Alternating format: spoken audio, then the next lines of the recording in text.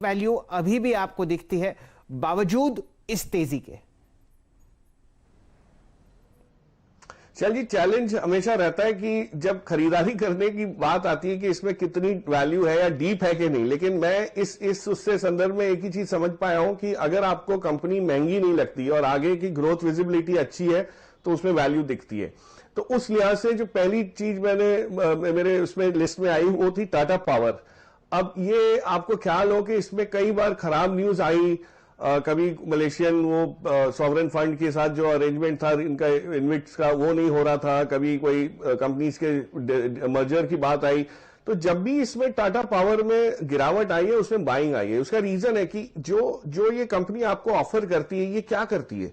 ये बिजली का उत्पादन करने के अलावा बिजली का डिस्ट्रीब्यूशन भी करती है। और इन्होंने पिछले 3 साल में बहुत सारे एसेट्स, चाहे वो उड़ीसा में हो, कश्मीर में हो, कई जगह इन्होंने अक्वायर किए और डिस्ट्रीब्यूशन में भी अपना बोलबाला बढ़ाया।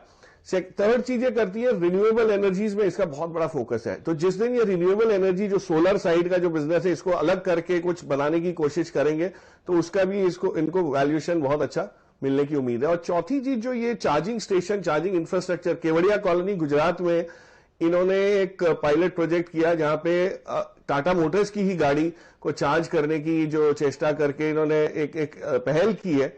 वो मेरे ख्याल से एक बहुत सिंबॉलिक हुआ है कि इसको कमर्शियलाइज करने में बहुत ज्यादा समय नहीं लगेगा। सो टाटा पावर आज गिरावट में कभी भी है। आप 2 साल की अवधि के लिए अगर ले इसको तो इसकी unlocking of value some of the parts में अगर देखें तो यहां से कई अच्छी आपको अप्रिसिएशन की उम्मीद इसमें बन सकती है। मैं यही कहने की कोशिश कर रहा हूं कि ओवर वैल्यूड मुझे इसलिए नहीं लग रहा क्योंकि इसके जो अंडरलाइंग बिजनेसेस हैं उसकी टोटल जो इंट्रिंसिक वैल्यू है वो कई ज्यादा है as compare to the market cap जो आज आपको 125-123 की जोन में जो दिख रहा है। इनफैक्ट आप कह सकते हैं कि टाटा पावर पिछले 6 महीनों में एक छुपा रुस्तम निकला, क्योंकि इस स्टॉक पर बहुत कम लोगों की नजरें जाती थी। पावर कंपनियां क्या करके देंगी आपको, यही लोग कहते थे जब भी आप जरा पावर स्टॉक्स की बात करें। लेकिन वो जो चार्ट अभी डायरेक्टर साहब ने स्क्रीन पर दिखाया उसमें 6 महीने में 50% तक के रिटर्न्स तो स्टॉक ने आपको कमा कर दिए हैं। लेकिन एक और डेटा पॉइंट मैं देख रही थी जो आशीष आज सुबह में मेंशन कर रहे थे कि पावर डिमांड भी ऑल टाइम हाईज पर है।